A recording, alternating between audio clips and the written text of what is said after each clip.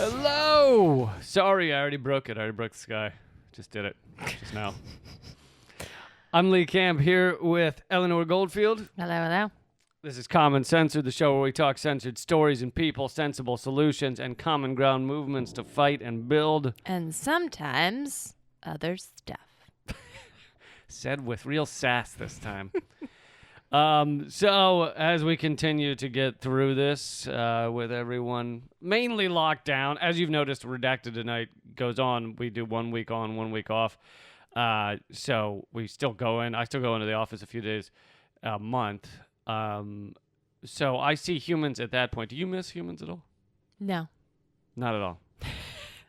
No, I do. I had a little bit going for me because I've always been an introvert. Which surprises some people when they meet me because I try to be an extrovert when I meet people.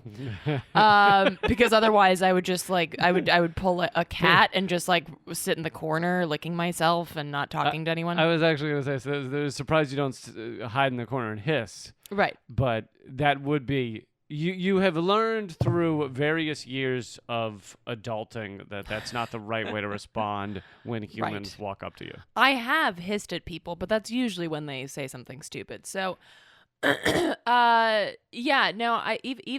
I do miss humans. And in a recent interview with Carla Bergman, who's a badass radical and the co-author of Joyful Militancy, she was interviewing me for a collection of stories on mutual aid. And one piece that she said she definitely wanted to include was the fact that I grew up learning how to social distance because I'm Swedish, but I still miss hugging people.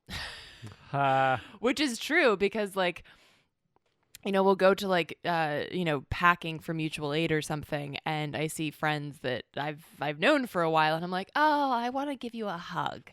But instead I just have to do the air hug and then go about your business. And you realize I think I read an article in a science magazine years ago that says, what happens to your body when you hug someone. Oh, yeah. And it's just this release of endorphins and you feel connected and you feel belonging. Well, that's why for all of you lonely at home right now, we're giving you a verbal hug or an oral hug. Oh, what's wrong with that? That just sounds bad.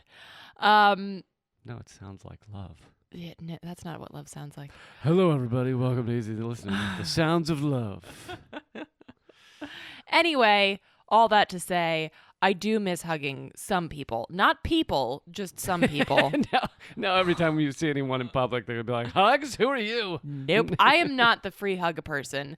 Bless that person, whoever. I've seen them at protests, by the way, but I am not that person. By the way, as I mentioned on Redacted Tonight, the free hugs person was arrested for being a biohazard now.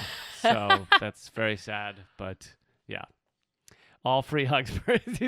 I just picture a guy walking out there with his little cardboard sign that says free hugs. He's immediately tackled by 3 people in hazmat suits. And he's like, but if hugs, not tackles. He's dragged off and put into a van with no windows.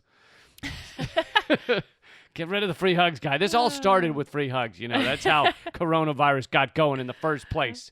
It's a free hugs pandemic.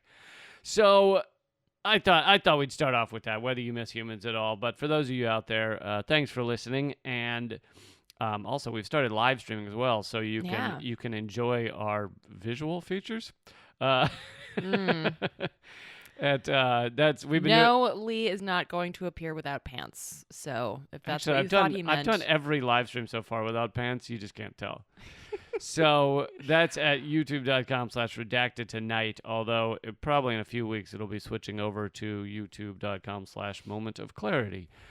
But anyway, you should subscribe to both those channels. But that's not how I wanted to start. I wanted to start by... Best laid plans. Yeah. I wanted to start by just some quick notes about what's going on politically in the country before we get to... I am, believe it or not, going to give some final notes on Planet of the Humans because of all the... Why can't I quit you? of all the hatred and pushback. It's partially I've gotten, but mainly just the film's gotten. Anyway, I've got a few more notes because I think I'm starting to figure it out. I think I'm almost there. It's like a New York Times crossword puzzle, one of the hard ones. So what's going on politically? As you know, we're 100 and whatever thousand. Oh, no. 80-some thousand have died. Now they're predicting that we could get up to, the 100 and many thousands dead from coronavirus. We're already at 85 or whatever, way over the number that were killed in Vietnam. That's just what is it, that's like just the American number. It's like a 9/11 per day at this point. Yeah, we're close to, or we're at a 9/11 per day, and I love the people that are like, 9/11 per day is worth it, so I can shop for dog sweaters in a little store where this little store can be open and I can get a haircut. It's like 9/11 every day for a haircut. It's like, no, I get that certain things should be, I get that certain things should be open, but you don't need the little shop with the dog sweaters. Our government should fucking have a safety net so people can keep surviving when shit goes down. Well, as my friend put it, because he's a makeup artist and a hair artist, I don't know. He said, he was like, well, if it's not safe for you to touch your face, why should I be touching it? Like, it's like, if you're not even supposed to be touching your own face, why are you asking other people to touch it? That's not safe for you. It's not safe for them. Like, don't be a selfish cunt. Like, I mean, right. Seriously. Yeah. And furthermore, there are makeup artists at RT Network, and they put on all this. But they're dressed in like full body condoms. They put on all this crap, and they clearly don't want to be doing it either. They're like, I kind of hate this, but. And furthermore, this is not about makeup artists, but with all the people who are like, we should open up back up. This is all bullshit. I saw an interesting point. It was like, these people are like, I don't need to wear a mask because God's on my side. And it's like, well, then why do you need a gun? In case God gets surly. Like, you don't know when he might come after fuck? you. Defend myself from God. Because God's on my side. Yeah, God wasn't on your side when you fucking pulled that gun on your neighbor. Apparently. Yeah, that's So what's going on in the country is, Trump continues to just lie prodigiously. It's really impressive the amount he lies. He did a press conference yesterday about how, we have the most testing ever created in any country ever. No, we don't. Not per capita. What did you say? It's like just because you make a banner that says something doesn't make it true. He had a whole banner with his lie printed on it, and I was like, that doesn't. You just because he's like, look, it's in vinyl, it must be true. Right. No, that's not how that works. I made a picture. Yeah, it was in crayon. His banner was in crayon, and everyone's like, oh, this poor man, he's trying so hard. So it's, I was just, I don't know I've just read it this morning, but I don't recall the exact numbers, but it's something like, Sweden, there's 32 deaths per 100,000. In the U.S., it's 26 or 28 per 100,000. And in Denmark, it's 9 per 100,000. Yeah, so I was working on an article before this all started about Sweden and about how it's not this like socialist utopia that people talk about, and I was just about. It's not a panacea. It's a pandemic. It was just about to be published when this all happened, and then both me and the editor were like, maybe we should hold off and see what's going on because Sweden just seems to have gone rogue, and and I've been in touch with him over the course of this, going like. Still watching this like a slow train crash. I'm not really sure like what the fuck's going on.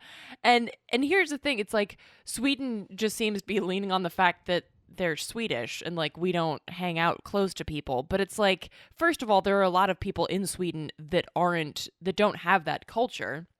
That weren't brought up that way, like migrants and things like that. But second of all, if you're like in a restaurant. Home, or but like an older person.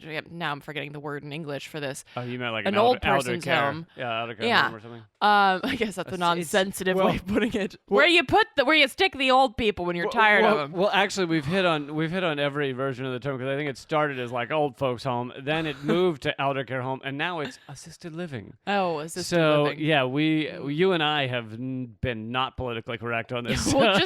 Everything's assisted living. The fucking wrinkled people, where they go, where the toothless wrinkled folks do all their pissing in the catheter bags. That's not okay to say that. Well, just to get philosophical for a second, everything's assisted living. Like, I live in a place with electricity. I do clean That's up, assisted. I do clean up your drool. Is that what you're talking about? No, I'm just saying, like, we're not all living out, like, outside. In the woods. So everything's assisted. I'm just saying. Anyway, We're assisted because there's a roof over our head. Well, true. I mean, that is true. Anyway, anyway, so the idea that you could just be saved because you have the culture of like standoffish Scandinavian people, that's not a fucking policy. That's just no, I didn't. When I've been over there, I didn't notice that they all, like, everybody was that far back from each other. They just don't talk to each other. So there's a difference. Like, they're not like 800 feet between each person. Well, but I mean, sometimes you can't avoid it. That's the point. Like on the subway and in bars and things like that, it's hard to be that far away from people. If you have the choice, you do not stand close to people. But again, if you're in a city like Stockholm or something like that, it's hard to be far away from people. Yeah, well, it's nonsensical because it's like, okay, well, Swedish people tend to stay farther away from each other. Yeah, but in a restaurant, it's not like each restaurant's the size of a football field. And each table's, like 20 yards between each. No. Well, right, and then like you're still using the same bathroom at that one restaurant. It's again, it's not a policy. I thought everyone got their own bathroom in Scandinavia. We all piss on a potted plant. Right. No, but so just basically like I'm still waiting to publish this article because I'm still waiting to see what the fuck is going on, and it makes me obviously like more nervous because my mom's there, I've got family members there and a lot of friends, and I'm just kind of watching this like, is this train gonna go off the mountain or are we gonna like pull the brakes? What's going on? So that is not fun to watch. Well, so Trump continues his impressive lying streak, and this is not to say that you're getting the cold hard truth from a lot of other places, but I will say this is something you will not hear, obviously, on the media, but really from a lot of, even some of the more alternative media and independent media, is that Trump's ability to lie like this, to just make up a reality and tell people it's true, has been partially created by our mainstream media's decision, if you want to call it that, to print loads of shit for the first 3 years he was in office. I mean, they basically made up Russiagate out of whole cloth. They've now dropped the indictments on the couple of clickbait farmers that they were able to get. So it's like they spent a year, 2 years, telling us, oh my God, Trump colluded with Putin and blah, blah, blah. And when you create a giant falsehood like that, then it all deflates. It, like fucking balloon, you let out the air and it goes across the room. And then they go, well, what? And all of America's like, well, what have you been telling us for 2 years? What happened to all of that? And now Trump can lie, and the media can go, that's a lie, and everyone goes, yeah, but you have been lying to us for all these years, so I guess I'll believe Trump. I mean, they created the space, the void, for him to be doing this, for him to create his own reality and people to believe it. The same with Ukrainegate. It was like, yeah, Trump fucking was pressuring the Ukraine to do this thing, as most presidents do. They just don't do it themselves on the call. They have some ambassador do it, which is exactly what Joe Biden was doing when he was in Europe, pressuring them to fire a prosecutor that was prosecuting his son's fucking oil firm or oil corporation. So it's...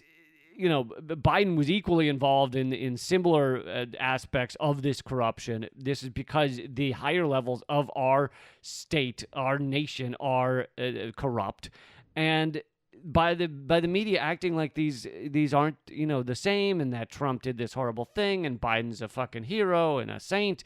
They just created a space where Trump can lie like this. Mm-hmm. So, and I really feel like that aspect of it is completely dropped. I mean, obviously it's dropped by the mainstream media because they don't want to admit the horse shit they've been pushing for all these years. But it's also been dropped by a lot of independent media. And by the way, the Russiagate thing continues to fall apart. Not only am I not going to get into the details now, but I can't even follow some of it. But quietly during this pandemic, their further information is coming out showing how much horseshit it was. And if you want to really follow this, perhaps one of the only journalists doing it is Aaron Mate. So I would look up Aaron Mate's, that's Mate, Twitter feed, and you can follow some of this stuff that continues to come out even after the Mueller report, even after Mueller's disastrous hearing in front of the Senate. There's more information about how fake and false and horseshit all of this was. But anyway, let's move on, shall we? Yes. You seem into this. I think you're going to fall asleep, and your forehead just hit the microphone. So No, so I haven't been paying attention to this. To be fair, I wasn't really paying much attention to Russiagate when it was going on because I was like, that's some bullshit. I thought you were about to say, to be fair, I wasn't even listening to you just now, but no, I'm actually looking up unicorn porn. No. Interesting. But yeah, no, I have a limited capacity, and this is not something that was ever really interesting to me. I understand why it's important for journalists like Aaron Mate to really get to the heart of this and prove that it's bullshit. That's not my role. Yeah. We pick our corners. And I've been even more cocooned as of late because I've been focusing so much on mutual aid stuff. So basically, Lee tells me what's going on in the world now, which makes me feel like a fucking old lady. But I've cocooned myself from that. And it was adorable. The other day, someone told her who Cardi B was. Okay, that's not news. All right, I am okay. Here's the thing. It's not like I actually know. I couldn't pick her songs out of a lineup. Which, how do you put a song in a lineup? But I couldn't pick one out. But I just hear a name around enough after like 5 years of a musician being massive, and I know who they are. That's all. And the other thing. The other day, I was on a Zoom call and somebody mentioned, what is this, the High School Musical? And I didn't know what that was. Oh, but that's even off the air now, isn't it? I didn't know what it was. I don't know if it's on air, off air. But have you heard of Friday Night Lights? Nope. But so I am blissfully ignorant of all things pop culture. I was shocked to know that Britney Spears wasn't still a thing. I don't know. Okay, I don't know, and I don't care. Did you say Britney Spears is not still a thing? Yeah. I think she has until now, had a massive Vegas residency. It was like one of the biggest Vegas shows. I didn't know that either. Yeah. Because I still remember, oops, I did it again. I remember hearing that when I was like in 7th grade or By something. the way, for those of you who have never seen Eleanor on the live stream or something, she's actually 85 years old. So I know she doesn't sound it. I just moisturize a lot, so that's why I look so good. You're one of those wrinkly people in the catheter buildings. So let's move on. Okay, I did not plan to talk about this topic for a third time, but I continue. I just can't quit you. All right. Which is a pop culture reference, isn't it, to one of those rom-com-y films or come on, that's old. I was hearing that when I was growing up. Why can't I quit you? What is that from? Oh God, now people are gonna get furious. Anyway, but I have continued to be fascinated by the freak out over Planet of the Humans, and again, for those of you who haven't seen it, you probably shouldn't watch it. It'll tear your heart out. It gives you no hope whatsoever. But I've now realized, this is my new realization, which is most of basically all the only point I'm going to make here. So for those of you who didn't hear previous episodes, it tears apart the kind of, I call it the big green movement, meaning, and someone says, please stop using the term big green. It hurts all environmentalism or whatever. But when I say big green, I'm talking about heavily financed corporate environmentalist, corporate green. That's what I'm talking about. So I get that big green is a term often used by the right wing to try and go after any green movement, and that is not what I'm talking about. Anyway, it was put out by Michael Moore, although it's not narrated nor created by him. People have picked apart a lot of the facts in it, so they have gotten many smaller facts in it wrong, and or old, antiquated facts, and that is a sad point that people should harp on. I mean, they should get angry at. But I've now realized the movie is a Rorschach. It basically is a Rorschach. If you came into it which is not a good thing for a documentary. I'm not saying this in a positive way. This is a bad thing because a documentary should make a point that can be taken succinctly by people coming from different areas of life, different understandings, and they walk away with at least a similar understanding. But I've now realized that this movie is a bit of a Rorschach. If you came into it like I did, understanding that the elephant in the room that many people do not want to talk about, obviously our mainstream media, but even many environmentalists do not want to speak about. If you came into it with an understanding that our consumerism, our extraction is destroying the planet, destroying the environment beyond just climate change, and that infinite growth on a finite planet cannot happen and will collapse around us and is collapsing around us. If you came into it with that understanding, then you see this film and you go, thank goodness someone is talking about how just switching to solar is not enough. It's got to be a larger understanding of unfettered capitalism, of what we're doing to this planet. And that's how I view it as a successful film. It creates that discussion where you're like, just switching to wind power does not mean you can continue to have mountaintop removal and destroy the planet in a variety of forms. And that's how I viewed it. Now, others did not come in with that understanding. And they came in with either no understanding, like new to this whole discussion. And for them, many of them think that the point of the film is just a population argument. So there are a few scenes in the film. I don't feel like it's the thesis of the film, but there are a few scenes in the film that talk about how there's too many people on the planet and population's increasing exponentially. Now, that argument, if that's your only understanding and you don't understand about consumerism and materialism and all of our purchasing and the way the wealthy world, and by wealthy I mean basically almost everyone in America with the exception of the truly poor in America, if you talk about the wealthy world, that's not actually true. It's not population that is killing this planet. It is our way of living, our way of hoarding, our extractive way of living for the quote-unquote wealthy world. So many people, especially on the right wing, use the population argument to basically say, we should live the way we live here in America. And over in India, where they've got, whatever, millions of people, billion people, and China, they should not be able to live the way we live. Now, that is a racist argument. Mm-hmm. And so many people point to any mention of population as that's a racist debate. But to me, it is racist if you're just saying that. But if you're saying, no, we can't live like we're living and have, 10 billion people on the planet. To me, that's just logic. That's not racist. Right. So basically what you're saying is this documentary takes too much for granted that people walking in to watch this will have a certain level of understanding, and it kind of acts as like an abstract art piece, like, oh, well, what do you see in it? Right. Well, I see a penis. So I like a lot of people did see a penis. Like it kind of gets to the point of, documentaries as an art form shouldn't be abstract, right? And they shouldn't take a lot for granted. They shouldn't assume that the folks watching it know a certain level of thing. And we've talked about this a lot because, again, Lee has been agonizing over this a bit. But agonizing. I've been fascinated with but basically the pushback and everything. We were talking about it the other day, and I said, and part of this is because I've been sort of working on my own film and thinking about, like, how to communicate things in a good way.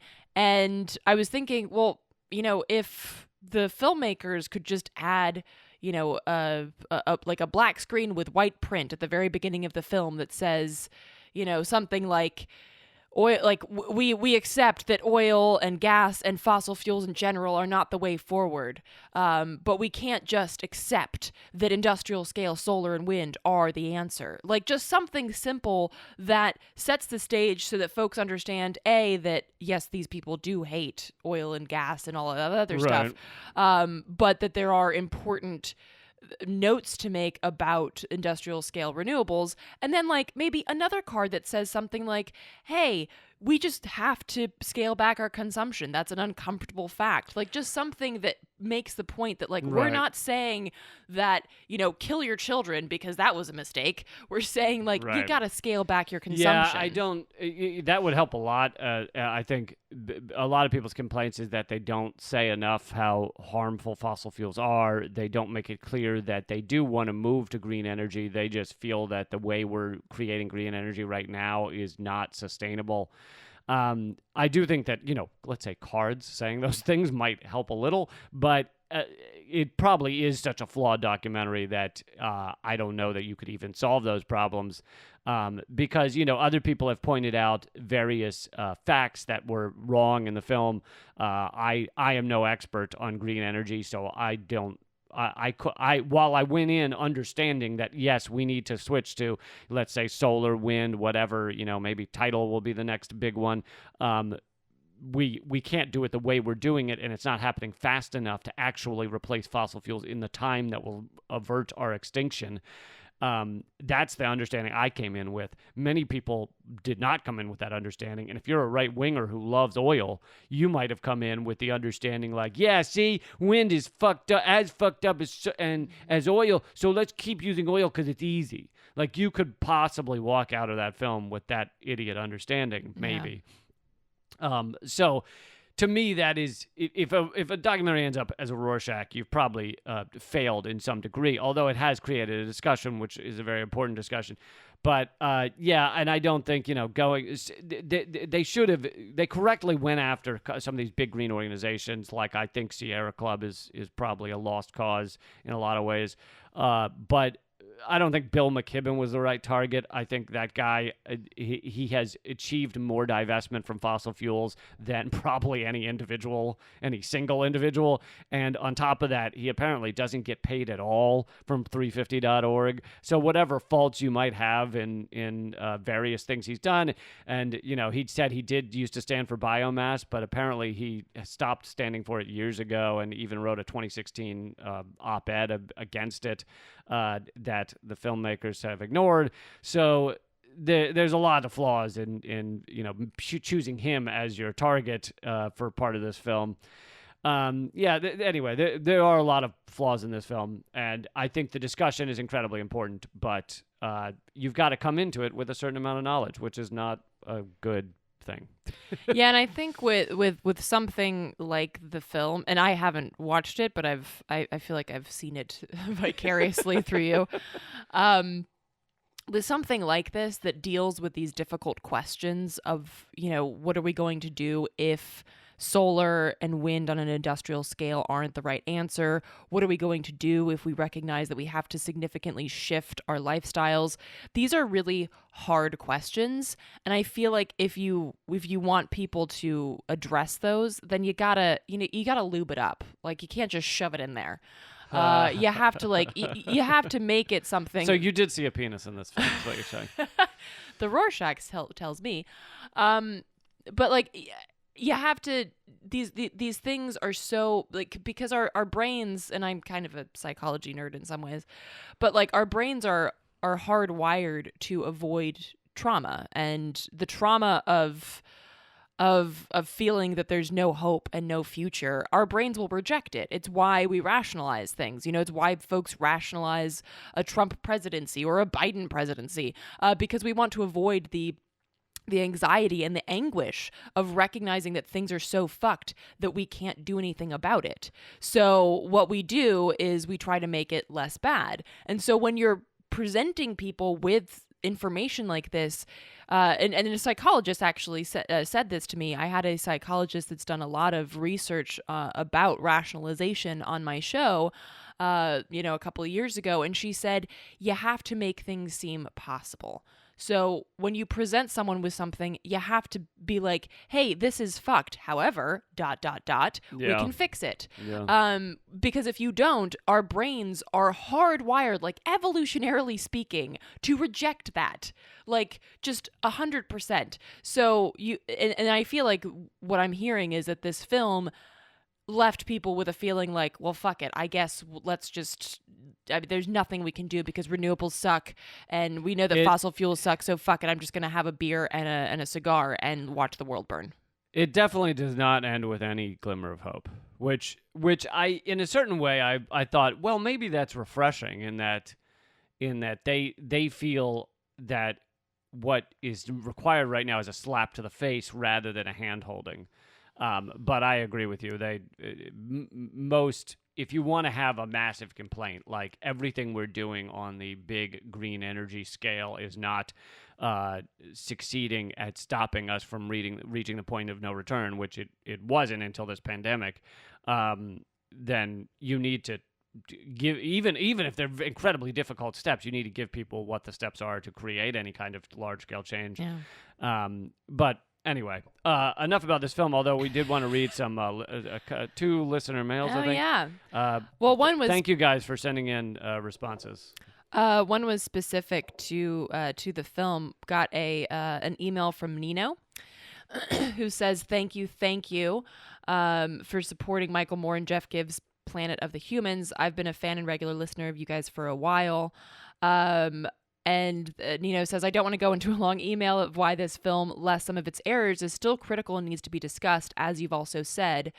I've been a long-time believer that industrial civilization is not sustainable. Lee, you're one of the few media personalities actually saying you can't have perpetual growth on a finite planet. I do have solar panels and can tell you that they are great, and they suck. Mostly they are not going to replace fossil carbon the way we are running things now. Yeah, very well put. And Nino also makes a suggestion for another podcast called Post Carbon Institute's Crazy Town podcast, and suggests a book called When Trucks Stop Running: Energy and the Future of Transportation. So thank you, Nino, for listening, and thank you for the suggestion and your experience with solar panels, and the suggestions on other things to digest whilst in quarantine. And you want me to do the other one too? Yeah, I mean, if it's long, maybe skim it. But what do you got? What do you Can I get the fucking Cliff Notes here? Yeah, Cliff Notes. Okay, well, this email was from Richard, and he says, thank you, Eleanor and Lee. I admire your honesty, devotion, and integrity. You've helped enable me to avert slipping into despair. You and your colleagues inspire me onward by affirming my own righteous judgment. So, yay, righteous judgment. I'm a big fan. Yeah. And Richard also points out that there are collegiate students that he's recently met in the graduate sustainability field, and they are completely dialed in. So he has hope. Cool. And and that's a good thing. So yeah, whether you find hope in this podcast, which is awesome if you do, or wherever you find it, hope is vital. And let's not confuse hope with optimism. You know, we shouldn't just have blind optimism that things will work out, but we have to always have hope, because we have seen in the past what humans are capable of outside of the confines of capitalist oppression and for-profit paradigms. So we have to have hope that we can do that. And wherever you build that hope, wherever you find that hope, keep finding it. And speaking of listener emails, you can email us at commoncensored@protonmail.com. We pretty much will at least respond to you, even if we don't have time to read all of them on the air. Also, I've just updated if you want to become a member, now is the time, because I've just updated the tiers over at patreon.com/commoncensored. You can now get the PDF of my new book, Bullet Points and Punchlines. I think it's set up at $4. You can get the PDF of the book. Also, you can get a signed copy of the book for like $6 or something an episode, and that's patreon.com/commoncensored. But you can get the extra content for signing up at any level, always, and that's So thank you all for doing that. Honestly, like, it is not that, it's a few people. It's 100-some people that keep this show going, and also, if you signed up a while ago, can you just run back to Patreon and double check that all of your information is correct? Because not everything always goes through correctly. Eleanor's podcast is back going again. It's called Act Out. You should check it out. and that is pretty much anywhere you get your free podcasts. Act Out. Also, we're doing a live stream. We've been doing that more regularly, and that you can watch. You can watch us hang out, answer your questions. That's at youtube.com/redacted tonight. And it's also on facebook.com/LeeCampComedian. LeeCampComedian. And please, check out my new stand-up special. Well, not new, but free for the first time. It's about a year old. LeeCampAmerican.com. And Eleanor's film is coming soon. Yay. We're going to do a extended discussion about it in not too long. hardroadofhope.com is where you can sign up to hear about that when it comes out. May 29th is the release date, I believe. And grab my book at leecampbook.com. You can get it for 10% off use the coupon code, the initials of the title. So BPAPL is the coupon code, leecampbook.com. And all of Eleanor's stuff is at artkillingapathy.com. So let's keep moving along here. Something that is very important, especially for those of you who have family members who have unfortunately had to deal with this opioid epidemic, whether you've lost someone, whether you have a cousin that you know has become addicted to the prescription pills. As many of us know, this has rocked America. It's these pills killing something like 150 people a day.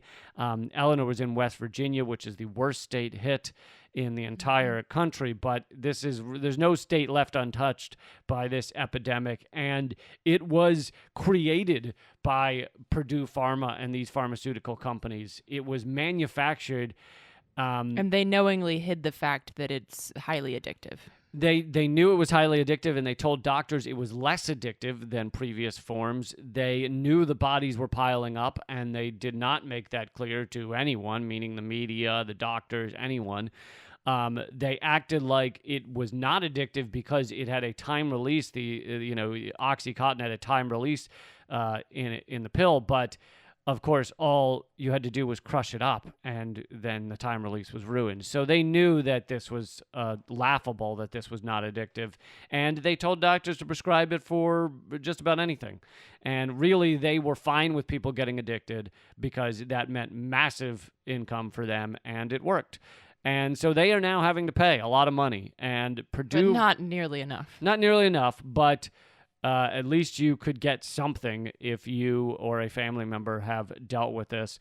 And so I just wanted to throw this on the podcast. You go to PurduePharmaClaims.com. And now I don't know anything about... I haven't researched that website, so don't... If you need to talk to a lawyer, then do that. Don't just trust. We are not lawyers. I'm not paid to do an ad for this thing. I just realized passing it on. I'm just passing it on, and you can Google and do more research than I have on this topic. But the deadline to file for these opioid claims is apparently June 30th. So it's coming up. Where after that point, Purdue Pharma will be free from future claims about people who have been, at least future claims of past harm. I don't know about going forward, but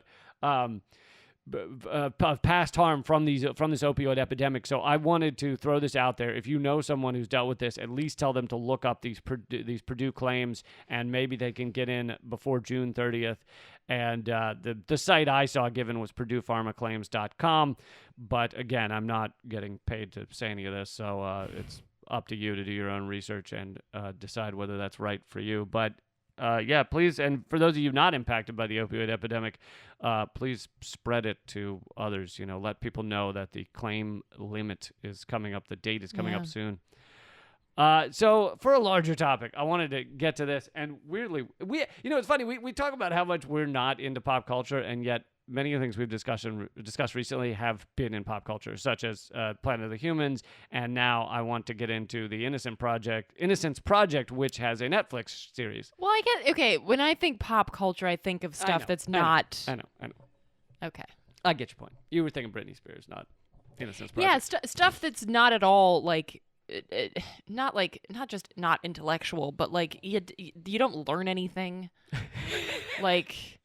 There's nothing. Hold There's on, nothing I learned that like Britney Spears in a low-cut top holding a snake during a Super Bowl show was a big deal. Right. Okay. Carry on. Remember when she shaved her head? That was crazy.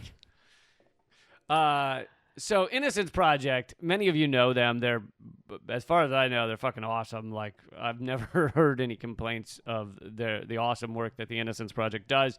And they have a new Netflix show, and I've watched several episodes. Even if I donate to Innocence Project just as my year-end giving, but even if that's not your thing, it's still a fascinating series to watch. Now, the first several episodes, and well, I just want the umbrella discussion above this is that forensic science, the science of murder and dead people and the blood splatter and who did what based on where that drip of blood went, 80% of it, maybe I'm shooting low on the percentage, is horseshit. They have locked up so many people. Now, that doesn't mean they don't get it right sometimes. Sometimes they manufacture, the blood drip means it was Larry, and it ends up actually being Larry. So some of the time they have locked up the correct person. But the idea that this is proof, Larry did it because the blood drip went there, is horseshit. And the Innocent Project they're not able to get to a fraction of the number of innocent people in our prisons. Some of them have been fucking executed, so I don't think you're going to get them out of jail anytime soon. Not without a shovel. And they get to a fraction of these, and then it takes years of trying to get the courts to overturn a conviction. Years. And so I just want to go through a little bit of what I've seen in the first, I think, 4 episodes I've watched. So if you have Netflix, you should watch this series. Some of it's depressing, but I think a lot of it's uplifting because you're seeing people get out of jail who thought they had no shot in hell. But the first one was bite marks. Did you know this already? How ridiculous bite mark science is? Yeah, I had heard it, but some of the information that you threw out there was really fascinating. So bite mark science wasn't even a thing until the, I think, 70s. The case that really put it into the mainstream was the Ted Bundy case. But it then became used, basically some of them quack scientists, some of them scientists trying to do right, but just not achieving much, would put a bite mark on a dead body and then say, oh yeah, that proves it was these teeth. And so then they just started deciding that if you were a bite mark expert for forensic science, then you could come into a courtroom and say, I looked at this mark on a dead person's body and it proved the killer is Joe. And they'd point over at Joe and Joe would go, what? And then the whole courtroom would gasp. And they just kept doing it. And there's fucking almost zero evidence that could actually point to a tooth being at a slight different angle, and that proved a bruise slightly different on a corpse. Well, so I think the thing that is really important to note here is that when you bite someone, or it's not like the mold that you get when you go to the dentist and they do the perfect mold of your mouth. That's not how you bite into things. And so that said someone who's bitten a lot of people. Well, I'm just saying. I wanted to make my mark on that guy, but all my teeth weren't with me on this, and so you couldn't tell it was me. It wasn't my signature. Just don't bite out of anger. Do it out of love. There's a thin line sometimes. Anyway, but I think that is a very important point. It's not like it's a perfect, a perfect mold of your mouth when you bite into something, right? And so that's that's really the. And so then you have decay. Then you have the decay factor, the body's decaying, the flesh changes after someone's dead, but blood pools differently after someone's dead, and so they traced in the two first episodes of the series. They follow these 2 cases, both black men in I believe it was Mississippi, both. Locked up for this, supposed attack on dead little girls, and they found the body, and then they said, here, the teeth marks prove it was this guy, and it was all horseshit. And they follow around one of the main forensic scientists who believed he knew exactly who it was and he's a total quack. I mean, this guy, he might as well be wearing a T-shirt that has a duck on it. Like, this guy is just total quack. In a deposition, like, during a videotaped deposition, he was asked about all these cases. Do you remember the 1993 such and he goes, no. Do you remember the 1989 girl was strangled? No. And they go, do you have memory? Are you taking any prescription meds that would cause you to not, remember this, to have memory problems? And he goes, yeah. And they go, what are those? And he goes, High Life. And they go, what? He goes, Miller High Life. And they go, that impedes your memory. He's like, oh yeah, you get 2-3 of those in you, you're not gonna remember much.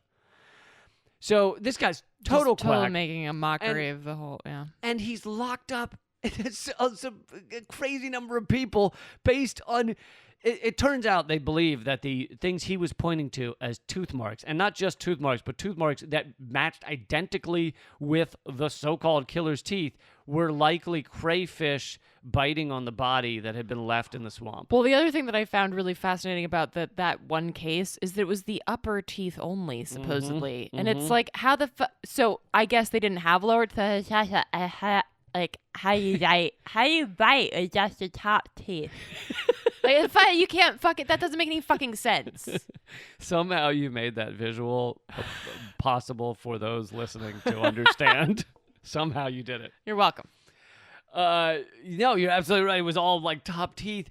But so the larger point, I mean, we're talking about single cases here, but the larger point is that these things, many of these forensic tools, and an arson is another one. I'll talk more about that in a second. But have been used basically as a way to just cement like Jim Crow laws, like just a way to make sure to lock up black people for crimes, because guess what? These white, sheriffs in a lot of places just want to make sure and lock up black people or Hispanic people. And in fact, the next in the series goes to eyewitness testimony in outside of Compton in California, in Los Angeles.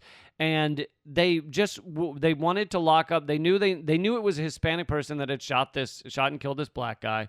So they just wanted to lock up a Hispanic person. So they brought in quote unquote eyewitnesses, pointed to someone in a book, and said, "Was this the guy that shot you?" And they were just like, "Oh yeah, sure," because they couldn't see the guy. It was too dark. And so they just lock up a Hispanic kid, and they go, "We did it. We solved the case." And it's utter horseshit. You want to talk about eyewitness testimony for a minute? I didn't watch it. No, I know, but we've discussed it before. Oh, I thought you meant specific to the show. Yeah, I mean, you're like, I have no knowledge. I'm like, but you said you have knowledge. I'm like, oh yeah, I have some knowledge. Well, I don't want people to think that I'm getting this from the show, because I'm not. This is just stuff that I've heard in the past. First of all, your memory is not like a book of photographs. Your memory is incredibly inaccurate, to be perfectly honest. Emotion causes right. So the shit that you remember, like, for instance, like, I'm sure everyone's had this moment where you remember something and then you talk to a friend and they're like, no, that's not it. We were driving in Pete's car. And then Michael said, and you're like, no, it was Michael's car. And Pete, like, you remember things differently because your memory is not, like, accurate. It changes over time a lot of the time, and what you remember is based on, like, you said, Lee, based on emotions, and of course, whether you're high or drunk or whatever.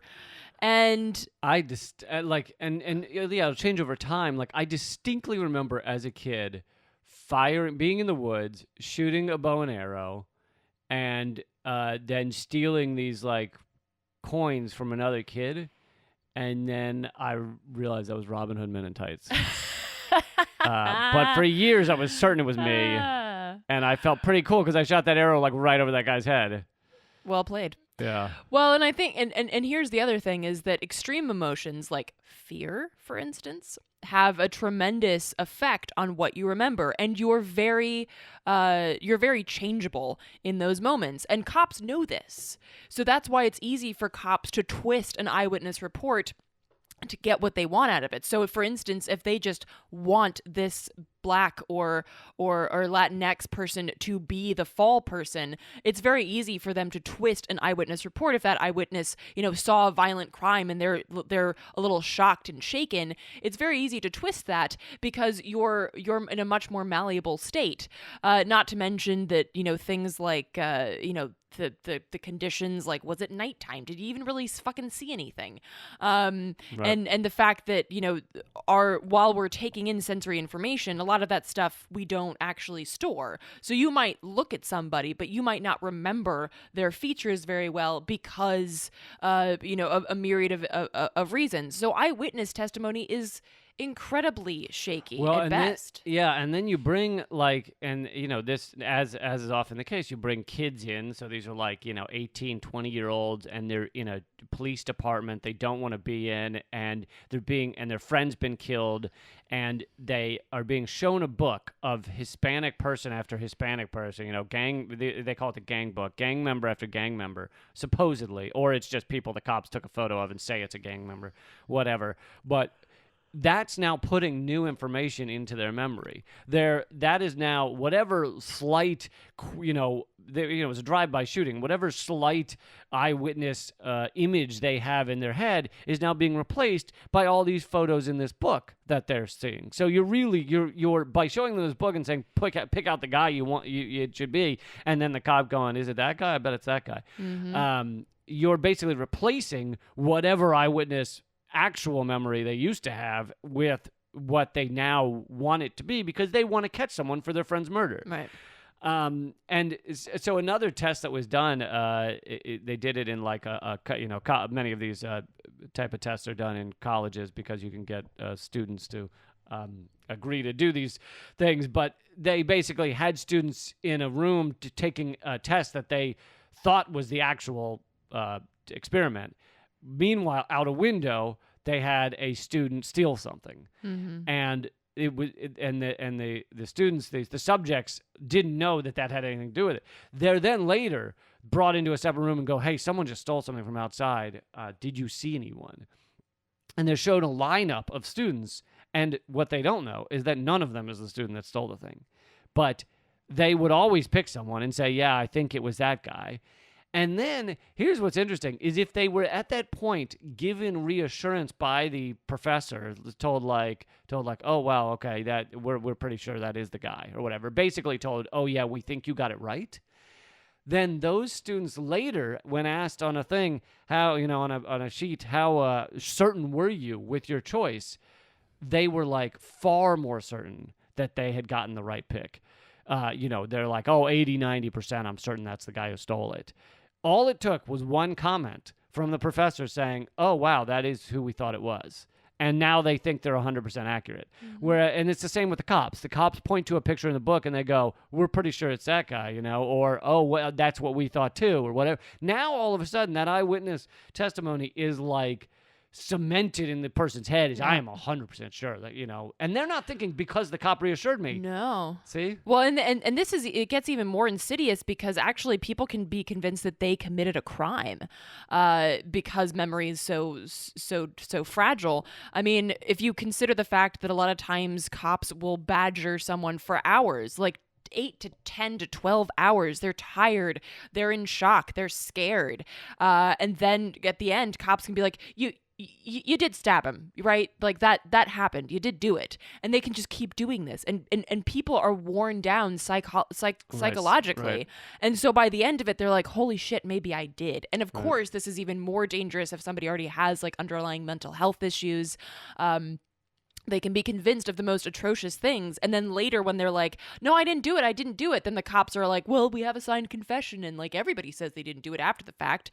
And this is also a real issue. Right. With a good example of that, perhaps one of the largest examples is James Earl Ray, who supposedly shot MLK, but did not. He was, kept in custody and harassed by police for hours and maybe days on end. And then was ultimately told, because his court-appointed lawyer was also basically against him, was basically certain he was the guy that done it. He was told at the end, the only way you get a trial is if you can sign this confession. And so he thought that he was told by his lawyer that if he signed this and confessed to it, then he would get the trial. So he signed the confession, then later found out he was not getting a trial and recanted and said, no, the only reason I signed it was to get my trial. And to his dying day, continued to say he was not the one that shot Martin Luther King. And people still the mainstream media will go, he confessed to it. And it's like, yeah, in that moment, he, not a very bright guy, very not smart guy, was told that he would get a trial if he just signed this thing, and he did it. Well, and it's also important to note that while you're not legally allowed to lie, cops are. And they do. I mean, this is part of their interrogation technique. Like, oh, well, we have evidence. No, you don't. But they say this shit. They say a wide range of shit. Starting with the initial arrest all the way to the to interrogations and beyond. They're legally allowed to lie to you in order to get a confession out of you. So, yeah, that's So we've run out of time, so maybe we'll get to the I'll talk more about arson next week or upcoming week. But in the extra content, I got to get into this insane invasion of Venezuela by a fucking little swift boat full of fucking idiots. So if you're a patron, you have that to look forward to, and if you're not, you could be hearing that if you have the ability and the interest of becoming a patron for just like a dollar. Patreon.com/commoncensored. Also, Eleanor's podcast is back. It's called Act Out. Look it up, please. And my live stand-up comedy special is free to watch. That's LeeCampAmerican.com. And ArtKillingApathy.com is where you can get all of Eleanor's writing and films and everything else. So until next time, we look forward to it. Check out our live stream also. And we look forward to it. Keep fighting. Act out.